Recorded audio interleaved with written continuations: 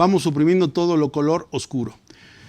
Bueno, así es como regresaríamos a mi lámina anterior y diríamos que terminación, suspensión o aviso de rescisión, con ese ejemplo quedaría claro. Y bien, nada más para no dejar así, quiero decirles que dentro de lo que mostraba, así es como debió quedar el documento al final, como lo voy a presentar ahora. Todo lo que está en negro fue suprimido, los únicos textos que fueron quedando fue así, con las palabras en amarillo y en azul, de tal forma que todo el texto que teníamos fue suprimido.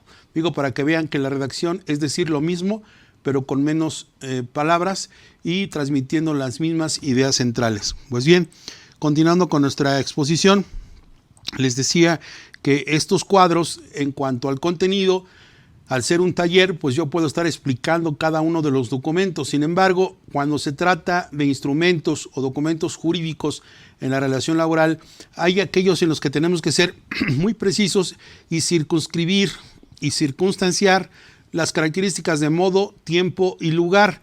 Es decir, cuando acontecen, de qué manera, de tal forma que cuando nosotros estemos haciendo plasmar un hecho circunstanciado en el modo, en el tiempo y lugar, y quienes acuden, pues no haya ninguna duda acerca de cómo fueron las cosas. Un ejemplo nada más, igual es un documento con errores, no lo tomen como cierto.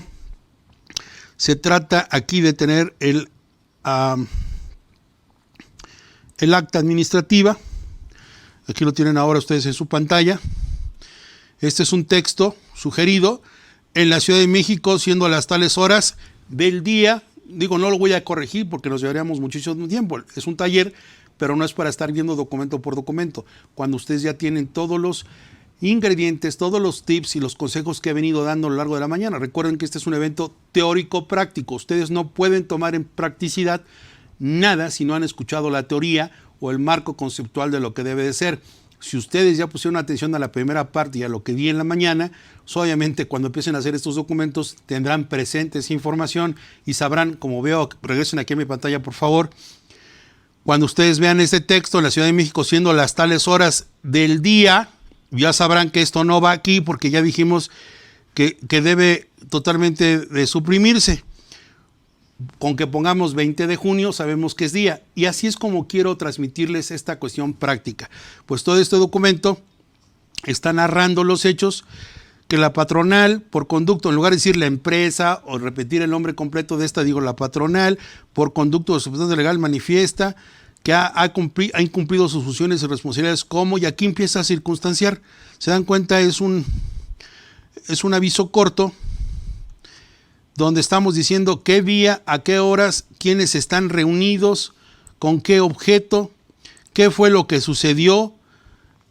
Aquí es lo que se va a describir, aquí las advertencias, el fundamento de lo que estamos haciendo, el uso de la palabra al trabajador, decir que se está levantando el acta administrativa, la hora de cierre y en presencia de quién y firma.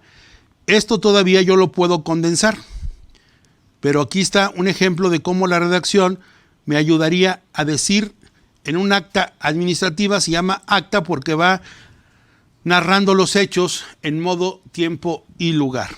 Bueno, yo no tengo ningún problema en compartirles este documento, sin ningún problema, con la salvedad de que lo tienen que hacer ustedes en el ejercicio de lo que les he transmitido, con los tips que les he permitido demostrar en pantalla, de que las palabras que sobran o que son innecesarias para transmitir una idea, pues van en contra de las ideas centrales y que eso debe quedar fuera como un arte de la redacción. Pero ahí está el ejemplo. La renuncia, igual es un documento, aquí en este cuadro lo pueden ver. Yo aquí me permití tener este modelo, que lo pueden ver ahora ustedes aquí en pantalla. Igual, Ciudad de México, la fecha, ya tienen en cuenta ustedes los datos que les vengo diciendo, perdón que sea repetitivo, pero es que no escuchan, no ponen atención. Y esto es un documento que está susceptible a confección. Yo no puedo empezar a escribir esto porque me llevo mucho tiempo y no es el formato, no es como tenerlos aquí enfrente. Pero yo ya me permití tener este documento que se va a perfeccionar. aquí está en Word. Ustedes en casa o en su oficina deben revisar esto y hacer sus anotaciones que les pedí con sus lápices y bolígrafos y en sus hojas. No me voy a poner aquí a redactar porque no acabaría nunca. Ya les di los tips y lineamientos de cómo se redacta, qué ideas debe llevar. Ya las herramientas teóricas las tienen. No pierdan de vista eso. La teoría es indispensable, sino con qué insumos van a trabajar. Y aquí este documento, aquí iría en este color, aquí voy a sombrearlo con color amarillo, pues va el nombre de la empresa. Empresa SADCB, presente, si me ven, ¿verdad? Mi pantalla. El que suscribe, en este caso, ¿quién sería? Si el que está suscribiendo, pues es el nombre del trabajador. Aquí diría, el que suscribe, sobraría, ya les expliqué en el documento, quitamos esto, sobra. Por este conducto, también sobra. ¿Por qué? Porque pues, obviamente que por ese papel estoy transmitiendo. Hoy, tal fecha, si ya está aquí la fecha y ya está aquí explicada, también sobra. Entonces iría presente. Que a continuación, presento mi separación voluntaria con carácter irrevocable al puesto de el cual venía desempeñando desde el día tal de 2000 tal en la empresa tal. Mi decisión obedece a situaciones de carácter estrictamente personal que me impiden seguir prestando mi trabajo oportuna y eficazmente. No me reservo acción legal alguna en contra de la empresa o de quien legalmente represente. De la misma manera manifiesto que durante el tiempo que presté mis servicios, si se dan cuenta, este documento, en el primer ejercicio quise hacer redacción para recordarles lo que estamos haciendo, pero todo este documento es lo que utilizan las empresas como renuncia, lo cual desde mi punto de vista está totalmente mal. ¿Por qué está todo mal? Porque esto es lo que no se debe contener. Nada de esto debe contenerse en la renuncia. En la renuncia debe tenerse un lenguaje claro y sencillo. ¿Cuál sería el lenguaje claro y sencillo? Obviamente todo este texto diríamos, ¿verdad? Así. Manifiesto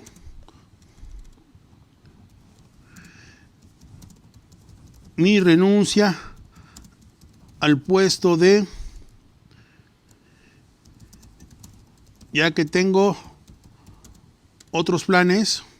Perdón por la escritura, es que estoy lejos del escritorio y como estoy posicionado aquí, pues, ¿no? Ya que tengo otros planes por ahora de un negocio personal y familiar. O también puede ser que yo diga, ya que tengo otros planes por ahora de emprender o de otro mejor trabajo, o las razones que ustedes quieran y suficientes para explicar, por lo que a partir de tal fecha dejaré de venir a laborar como lo venía haciendo. Y aquí también pues se vale también poner las razones que ustedes quieran. Obviamente aquí dice venía porque falta el acento. Venía, ¿verdad? Venía haciendo. Solicito se me cubran mis salarios que se me adeudan. Y aquí el nombre, ¿no? Y firma, obviamente. Esto que está aquí, que acabo yo de redactar, incluso si quitando el presente, como yo les había dicho anteriormente, porque no hay que tener tantos formulismos, aquí puede decir Ciudad de México, la fecha, la empresa, manifiesto mi renuncia al puesto de, todo esto que ven aquí sería una decisión. ¿Dónde se lee? Esto que está aquí subrayándose es la intención que cubre el artículo 53. Esta es su justificación de las razones por las que se va. Después, la tercera, que dejará de venir a laborar. Y luego una petición especial.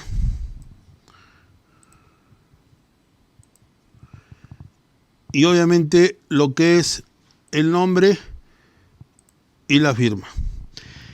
Todo esto que está aquí, junto con lo importante de la fecha, todos estos elementos que acabo de escribir aquí serían una renuncia perfecta. ¿Por qué sería una renuncia perfecta? Porque de acuerdo a lo que establecemos en los tribunales, se está cumpliendo con esta disposición. Dice, renuncia de derechos no la constituye la aceptación del pago. Ese es un rubro. La siguiente, renuncia al trabajo para que produzca efectos jurídicos debe externarse de manera libre y espontánea. Dice en este caso los tribunales colegiados del Poder Judicial Federal, para que una renuncia tenga eficacia y produzca efectos jurídicos, es necesario que contenga no solo la expresión de voluntad del trabajador de separarse, sino que además no debe quedar duda de esa decisión, pues debe constar en términos claros y precisos. Esto es, se requiere de su texto se advierta de manera indubitable el deseo libre y espontáneo de renunciar al trabajo. Si la renuncia se redacta, nuestros talleres de redacción, si la renuncia se redacta afirmando el trabajador que al no acatar el cambio de la negociación de la fuente de trabajo acepta la renuncia, no puede considerarse, o con el formulismo de con fundamento en el artículo 53, fracción primera, eso está impuesto, eso no es libre. Eso es un formato que todas las empresas usan. Así que de acuerdo a esta tesis de diciembre de 2013 en contexto, para que la renuncia sea válida, según nuestro ejemplo, como lo tengo aquí redactado, sería lo que está aquí en su pantalla. Fíjense bien, tiene la fecha y el lugar, esto está bien. La empresa a quien lo dirijo, que es mi patrón. Después dice el deseo irrenunciable e indubitable de renunciar, aquí está, a lo que viene haciendo, ya que explica las razones que tiene, cuándo lo dejará de hacer, y la petición concreta de lo que pretende, una carta de recomendación o que se le paguen sus prestaciones. Nombre y firma. Esto es una renuncia perfecta. Sobra el que digan, y con fundamento en el artículo 53, fracción primera, y que prometo no denunciar ni demandar a mi patrón, y que no sufrir riesgo o actividad alguna que ponga en peligro y deslin, eso es impuesto. Esa redacción no es una libre forma de expresar su deseo de renunciar. Por eso, entre lo que se redacta, entre lo que se lee, pues, y entre lo que está en el criterio del Poder Judicial de la Federación, en la tesis que cité, tiene que haber esta congruencia. Ahora se dan cuenta por qué es importante la redacción, porque si hacemos una renuncia con un texto como el que yo les presenté inicialmente, pues estamos totalmente equivocados. Entonces, aquí les dejo esa explicación. Bien, regresando a nuestra ponencia, diríamos entonces que todos los documentos en materia laboral, pues sí tienen una connotación especial en cada uno de los rubros. Y así los convenios y las actas administrativas seguirían como ya se los mostré inicialmente. Para continuar, ahora vamos a pasar al segmento de las redacciones especiales. Antes de esto quiero hacer un paréntesis muy oportuno. Si es un taller, no puedo estar haciendo un contrato en el taller porque nunca acabaría. Serían muchísimas horas más y lo que se trata es darles indicadores, darles tips de qué elementos deben tomar en cuenta para redactar y elaborar. No es un taller de elaboración de todos los contratos habidos en el mundo mundial. No acabaría. Les estoy diciendo los tips que tienen que llevar cada uno de ellos en cualquier contrato. Les estoy dando generalidades y particularidades como las siguientes. Así que en los contratos hace rato que mencioné de razón de negocios y materialidad, nada más les dejo un ejemplo de cómo sería el texto. Ya aquí está redactado y está sujeto a que lo pulieran en la redacción que hemos venido comentando. Por ejemplo, este es un modelo de los que tiene CADEFI que pueden ustedes consultar. Este es un contrato de prestación de servicios profesionales que celebran un profesionista, que celebra un prestador de servicios, que puede ser un abogado, un contador, un ingeniero, y obviamente una empresa que va a ser el cliente de este. Aquí hacen las declaraciones. Aquí está todo lo que se dedica, que esto es importante. Si les dije hace rato que este es un documento no para efectos de un juicio, no van a irse a pelear nunca en un juicio civil o mercantil, nunca se van a ir a pelear el profesionista y la empresa. Sabemos que este documento lo que importa es el soporte del tratamiento fiscal. Y el tratamiento fiscal es soportar que la retención de impuesto a la renta por la obtención de los honorarios en esas prestaciones de servicios es asimilado. Así que lo que importa es el efecto fiscal. Por eso el contrato tiene esa carga en el aspecto fiscal, no tanto como un fundamento de prestación de servicios como tal. En los contratos que les estamos mostrando lleva la multidisciplina, lleva temas de derecho civil, de derecho laboral, de derecho administrativo, del derecho fiscal y hasta de derecho penal. Y está sujeto a una situación incluso de un litigio en los tribunales. Aquí en amarillo he puesto cuál sería la razón de negocios o la explicación para que vean ustedes más o menos el texto, cómo podría ser en este contrato de asimilado. Así se le llama, porque no existen los contratos asimilados. Es el contrato de prestación de servicios con el efecto de retención del impuesto como si fuera un asimilado. Pues bien, la razón de negocios que yo he redactado en estos contratos, un ejemplo, por eso es este ejercicio, dice que los servicios que requiere el prestador se ajustan a sus necesidades de operación, logística y presupuesto, ya que por la característica de no ser subordinado o permanente, le permite adoptar las recomendaciones, consultas, asistencia o desempeño de los servicios que contrata el prestador y que por sus cualidades personales, técnicas, profesionales y de trayectoria, fíjense que esta parte importante, le permiten elegirlo bajo esta modalidad de independiente en términos de la legislación civil aplicable, en especial del artículo 2613. Esto suena mucho, la experiencia que lo puse así, es porque a veces el SAT te pregunta, ¿por qué lo escogiste a él? ¿Cuántos presupuestos hiciste? ¿Qué cualidades personales te hicieron elegir o contratar con esa persona? Ah, bueno, pues aquí es el momento de ponerlo en el contrato. Tiene 25, 30, 40, 50 años de experto, porque es renombrado en el medio de la construcción, porque tiene 2 premios que ganó en esto o en aquello, todas las cualidades personales, porque habla 2 idiomas, porque ha estado en empresas transnacionales. Eso debe estar explicado en el contrato. Aquí es la cláusula adecuada de la razón de negocios en el capítulo de las declaraciones. Y digo, no es el caso de analizar el contrato. Aquí viene también otra parte que se tiene que tomar en cuenta, y la materialidad. Esta es la cláusula que ha pasado los análisis con las autoridades, es este sencillo párrafo en esta cláusula.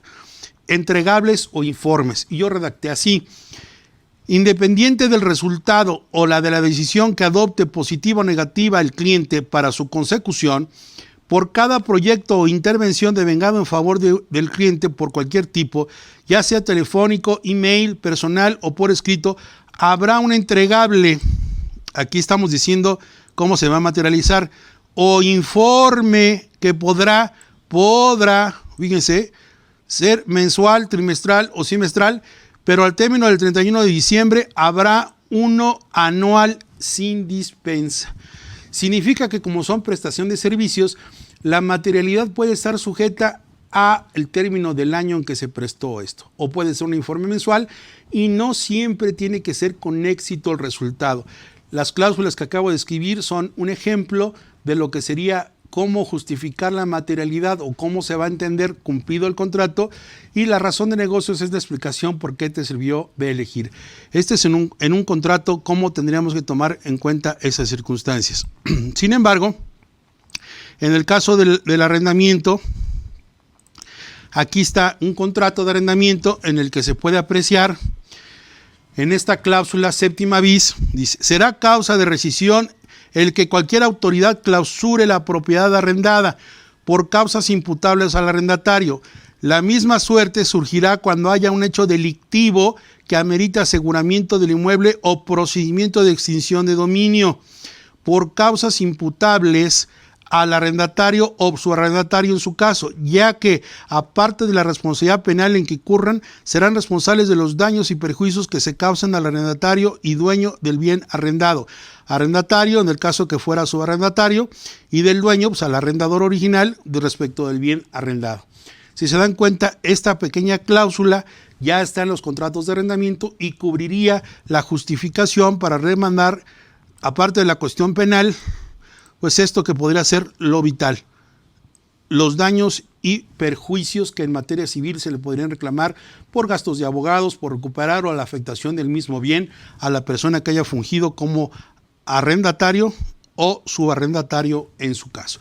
Bueno, ese era el paréntesis que quería yo hacer para que se den ustedes cuenta de cómo es la redacción y que los contratos son importantes tenerlos. Sin aventarnos aquí todo el texto de la ley, con eso es más que suficiente. Y bien, hechas esas aclaraciones, ahora sí continuamos con la parte de estas redacciones especiales. ¿Cómo se deben hacer? Les dije que tomaran una hoja, un lápiz, un bolígrafo, porque voy a hacer ese discurso y ustedes deben tomar notas. No puedo hacerlo en Word porque me llevaría muchísimo tiempo y no es el fin estar explicando cada rubro, sino los tips y la guía. Lo que yo estoy hablando, háganme cuenta que lo estoy escribiendo. Por favor, es muy fácil comprender eso. Yo lo que hable, ustedes toman nota y les voy dando las pautas con lo que yo voy explicando. Es la mecánica de un taller. No es presencial, no puedo tenerlos enfrente para decirles vengan y participen conmigo. Pero si me van siguiendo con las explicaciones que espero sean claras, voy a darles esos tips. Entonces, ¿cómo voy a redactar un informe ejecutivo de impacto? No es lo mismo que le estés escribiendo a los contadores compañeros de la empresa o que te dirijas a un documento entre abogados o entre contadores o entre ingenieros cuando te dicen que tienes que rendir un informe mensual a tus jefes o a la asamblea o a los socios, o a los accionistas o a gente que tiene muy poco tiempo y que nada más te pueden escuchar 15 o 20 minutos. Tú no puedes llegar con toda una historia larga. Fíjense que en el mes nos llegaron 4 requerimientos del SAT, llegaron 5 cuestiones del Seguro Social, tuvimos que hacer esta solicitud. Cuando tú narres toda esa historia, tu empresario, tu accionista, tu jefe, tu interesado, tu cliente, ya se cansó, ya se aburrió. Tienes que ser totalmente directo y tienes que escoger, como lo dije en el primer programa, tienes que escoger las ideas centrales de lo que quieres transmitir. Tienes que organizar y hacer tu mapeo mental. Si vas a hablar de requerimientos, entonces comienza diciendo cuáles fueron, de qué autoridades, cuál fue el impacto, cómo se solucionó, si están solucionados al día del informe, qué es lo que se espera y sobre todo, en mi experiencia, cuando vas a rendir un informe, quizás al empresario lo que quiere oír es, tengo problemas, se van a complicar, cuánto cuesta, me implica desembolsar dinero, cuánto es eso y si voy a tener un problema mucho mayor. No me expliques qué tienes que hacer, no me expliques a dónde tienes que ir, no me expliques que de dónde sacaste la solución, nada más dime, ¿tengo un problema? Sí. ¿Se puede resolver? Sí. ¿Lo puedes hacer? Sí. ¿Cuánto tiempo dura? ¿Cuánto me va a costar? Y si no, ¿qué es lo que debo esperar? Si ustedes tienen y anotaron estas partes, estamos haciendo un informe. Un informe es un acta circunstanciada, no tan explícita, porque sería ocioso. No le puedes decir a un empresario, a un socio, un accionista, que siendo las 11 horas del día 2 de marzo se presentaron 2 personas que dijeron ser los auditores y notificadores del SAT en búsqueda, bueno, toda esta situación, porque lo vas a aburrir y lo vas a cansar. Un informe no tiene que ser tan detallado en ese sentido. El informe debe ser concreto. Insisto, ¿qué pasó? ¿Tiene solución? ¿En manos de quién está la solución? ¿Cuánto cuesta? ¿Cuánto tiempo? ¿Y qué es lo peor que debo esperar? Si tú le dices a un empresario esos 5 o 6 puntos, estás concreto, estás claro. Pero si empiezas a divagar con cosas que no son, olvídate. Nos pasa, por ejemplo, en las cotizaciones, o nos pasa, ¿qué es lo que quiere escuchar un cliente? Un cliente lo que quiere saber es cuánto me va a costar. No me digas cómo lo vas a hacer, dime que tienes la solución, que eres capaz para poderlo hacer. pero ¿cuánto me cuesta? ¿Qué riesgos? Eso es lo que quiere escuchar el empresario, no la historia de tu vida y no que le digas que estudiaste una carrera universitaria y que porque te gustaba la contaduría decidiste porque sabías que algún día en tu vida ibas a tener un caso como este y que todos tus conocimientos los ibas a poner al servicio del mismo. No, eso no se debe hacer. Siguiente, técnicas de presentación en PowerPoint y sus contenidos. Tenemos que saber, como en otras fuentes, a dónde vamos dirigidos. Miren, es una equivocación muy grande, yo lo he visto a lo largo de muchos años, el tener letras, demasiados textos pegados hacia ahí de leyes y artículos. ¿Les ha pasado que alguna persona que nos expone un tema se la pasa leyendo las láminas? No las explica como yo ahora. Las láminas de PowerPoint son una guía al expositor. Son puntos de ir enlazando las ideas que se quieren transmitir. En ningún momento es una extensión del conocimiento que quiero compartir, porque si yo pongo aquí en una lámina toda una cuestión extensiva, como podría ser el caso de estas, por ejemplo, ¿la ven? ¿Se imaginan qué pasa si yo me pongo a leer? Los aburro, los canso. Esta lámina es útil, se la dejo en su material, es para ustedes. A mí no me interesa leerla porque sí es importante, pero no es sustancial. Es más, yo puedo seguir aquí hablando y ustedes ya están leyendo la lámina, pero si yo ya les envié el material, ustedes ya la leyeron, sobra. Ya saben qué dije, me vuelvo totalmente predecible. Así que bajo estas circunstancias, lo mejor es saber qué es lo que vas a transmitir. Claro, cuando tenemos este tipo de acciones, lo más común es que la gente dice, ya sé que sigue en la lámina anterior, más bien, en la lámina posterior. Ya sé que terminando de hablar va a decir eso. Por eso, si se dan cuenta, mis contenidos no son descriptivos, son indicativos, son referentes.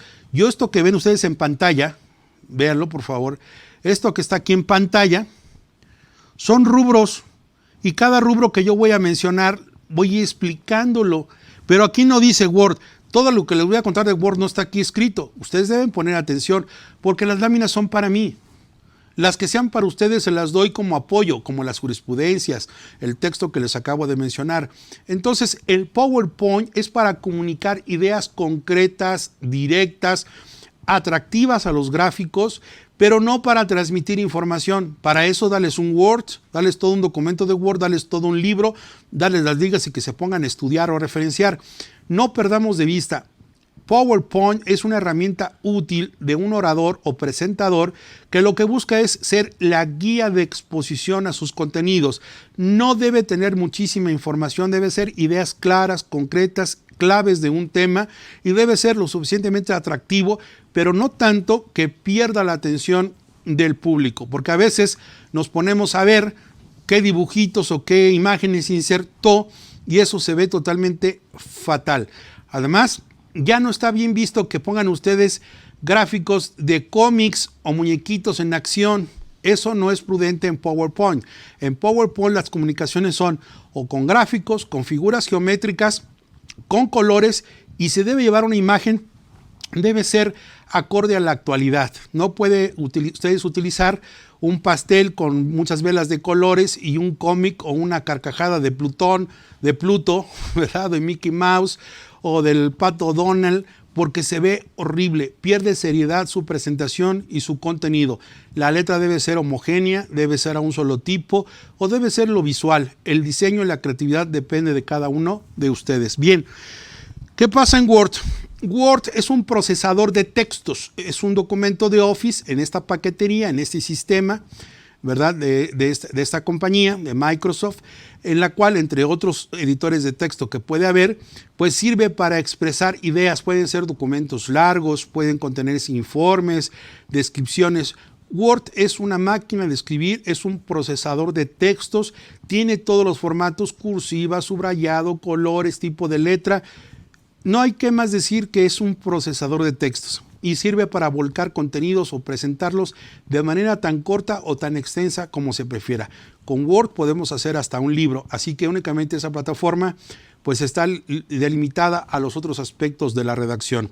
A quién va, con qué fin, en qué sentido, con qué intención. Eso lo elige quien escribe, quien edita, pero Word es un procesador que admite todos los formatos a todos los alcances. Es mejor hacerlo en Word que en Excel. Excel es una hoja de cálculo, pero también es un procesador de textos. Hace diferentes. Con Excel puedes hacer macros, puedes programar, hacer fórmulas. Es una hoja de cálculo, pero también es un procesador de texto. Hay muchos contadores que usan el Excel como el procesador de textos, pero porque se les facilita o porque realmente explotan todas las funciones de Excel. Pero pues por excelencia el editor es Word. Así que habría